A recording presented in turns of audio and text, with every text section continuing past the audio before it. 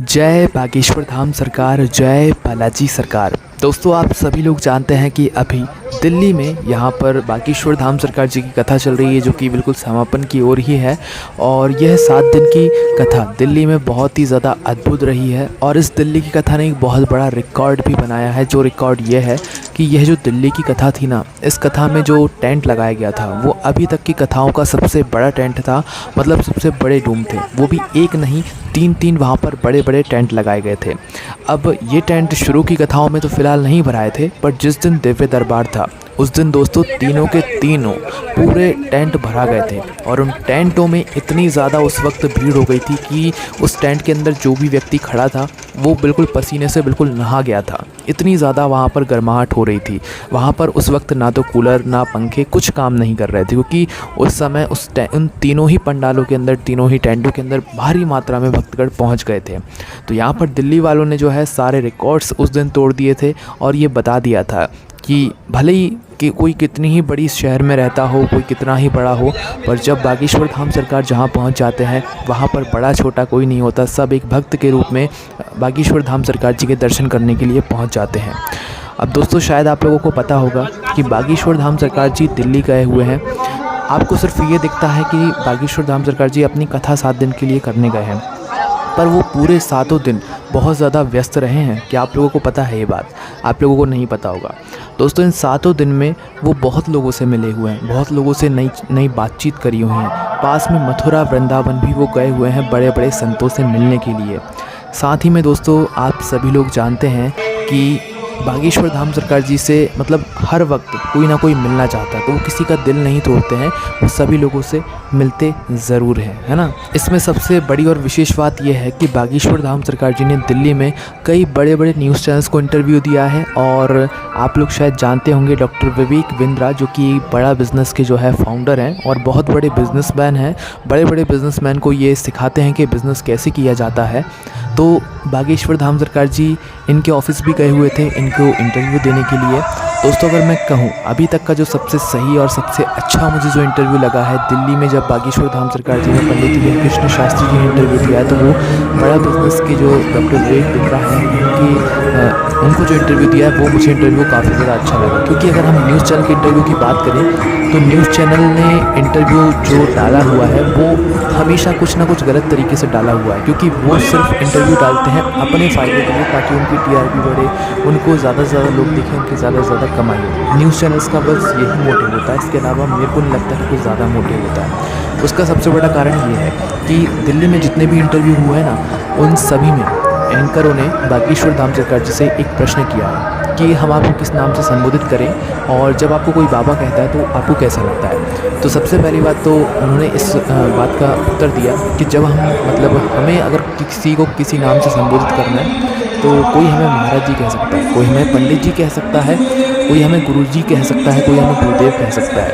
और कोई हमें जब बाबा कहता है तो हमें दिल से हाथ होती है, बहुत बुरा लगता है। हालांकि जब सब लोग कहते हैं तो हम ऐसे कुछ कह नहीं पाते, पर अंदर से बहुत बुरा लगता है। और हम भी आपको कह कर थक गए हैं कि वो कोई बाबा नहीं है, वो बागेश्वर धाम सरकार जी हैं, गुरुदेव हैं, महाराज जी हैं। पर ये न्यूज़ वाले कभी नहीं सुधरने वाले। उस इंटरव्यू में आप दिल्ली में हुए कई सारे बड़े बड़े न्यूज़ चैनल्स में बागेश्वर धाम सरकार जी ने इंटरव्यू दिए हैं, और उन्होंने ये बात साफ साफ बोली है कि उन्हें बागेश्वर बाबा नाम बिल्कुल पसंद नहीं है। इसीलिए उन्होंने दाढ़ी भी नहीं रखी हुई है, ताकि उन्हें कोई बाबा ना कहे। बाबा की उपाधि भी ऐसे नहीं मिल जाती है, और बाबा भी कोई ऐसे नहीं बन जाता है, हाँ। तो यहाँ पर देखो, सबसे पहली बात तो ये है कि बागेश्वर धाम कोई बाबा नहीं है। बागेश्वर धाम सरकार हनुमान जी का नाम है। पंडित धीरेन्द्र कृष्ण शास्त्री जी हैं, पंडित हैं वो, महाराज जी हैं। आप लोग प्रेम से उन्हें गुरुदेव, महाराज जी जो चाहो वो कह सकते हो, पर बाबा नाम उन्हें पसंद नहीं है। आप प्रेम से भी कह रहे हो ना, जब वो प्रेम का ही नाम उन्हें पसंद नहीं है तो फिर आप बाबा कहने से आपका मतलब क्या रहेगा। तो सबसे पहली बात, उन्हें बाबा कहना छोड़ दो। अब यहाँ पर मैं आपको बताता हूँ मुझे डॉक्टर विवेक बिंद्रा का जो है शो दिल्ली वाला क्यों अच्छा लगा, जब बागेश्वर धाम सरकार जी ने उनको इंटरव्यू दिया।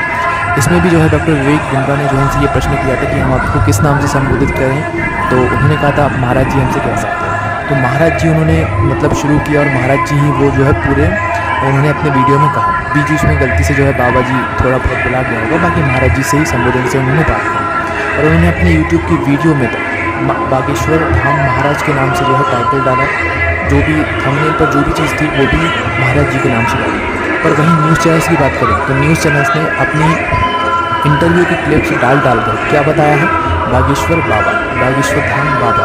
अब वो लोग भी तो बागेश्वर धाम महाराज जी डाल सकते हैं ना, जब उन्होंने उस वीडियो में साफ साफ बोला है, आपको दिए हुए इंटरव्यू में साफ साफ बोला है कि उन्हें बाबा नाम का संबोधन बिल्कुल पसंद नहीं है। जब भी आप लोगों ने थंबनेल में बागेश्वर धाम बाबा डाला हुआ है और टाइटल में बागेश्वर धाम बाबा डाला हुआ है, यही तो है मेन फसाद की जड़ कि ये न्यूज़ वाले चाहते ही नहीं है कि कोई उनको गुरुदेव महाराज जी कहे। दोस्तों मैं सच बताऊं तो मुझे तो बहुत बुरा लगता है कि जब उन्हें कोई बागेश्वर धाम बाबा कहता है, वो कोई बाबा नहीं है और उनका कोई अगर सीधा नाम भी लेना तो भी बहुत गुस्सा आता है कि आप इतने बड़े संत का जो कि इतनी मेहनत करके यहाँ तक पहुँचे हुए हैं, आप उनको कैसे सीधा नाम लेकर बुला सकते हैं, है ना।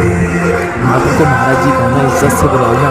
न्यूज़ चैनल वालों ने सब कुछ बिगाड़ कर रखा हुआ है और मेरा तो यही मानना है कि बागेश्वर धाम सरकार जी को इस तरीके के बेहुदा न्यूज़ चैनल्स को जो है कभी इंटरव्यू देना ही नहीं चाहिए।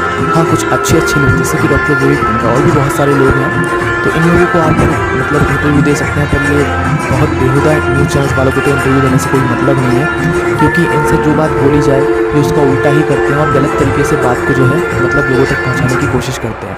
एक इंटरव्यू में तो अभी दिल्ली के इंटरव्यू में ये भी कहा बागेश्वर धाम सरकार जी ने कि न्यूज़ वाले जब हमारा इंटरव्यू ले लेते हैं तो कोई भी गलत चीज़ उठाकर डाल देते हैं। जैसे कि एक बार अभी समोसा बागेश्वर धाम सरकार जी ने खा लिया था, तो उस पर भी जो है लोगों ने सवाल उठा दिए थे कि भाई लोगों को जो है प्याज लहसुन बताने वाले खुद देखो समोसा खा रहे हैं। अब उन्होंने जवाब देते हुए ये कहा कि जो भी व्यक्ति ने ये सवाल उठाए, अब उसने खुद ने ये बात तो जाकर देखी नहीं कि भाई उस समोसे के अंदर लहसुन प्याज था कि नहीं, उसने मात्र अपने फ़ायदे के लिए उस बात को उठा दिया, या न्यूज़ चैनल्स वालों ने स्पेशली जो है इस बात को उठाया और लोगों में फैला दिया। फसाद की जड़ तो पूरी न्यूज़ चैनल्स वाले ही है ना, आप उनको ही सपोर्ट करते हो। बाकी दोस्तों हमने आपको दिल्ली के इस पूरी कथा की दिव्य दरबार की सारी तस्वीरें पहुंचाई हैं और जो भी वहां पर हुआ है सारा कुछ हमने आपको बताया ही है। जो अभी आप तस्वीरें देख रहे हैं ये भी वहीं की हैं। बहुत ज़्यादा मात्रा में जो है भक्तगण वहाँ पर आए और साथ जो है वहाँ पर एक विशाल भंडारा भी चला हुआ है, जो कि कथा भंडार के थोड़े से ही दूर वहाँ पर लगा हुआ है और काफ़ी अच्छा वहाँ पर प्रसादी सभी लोग पाते हैं।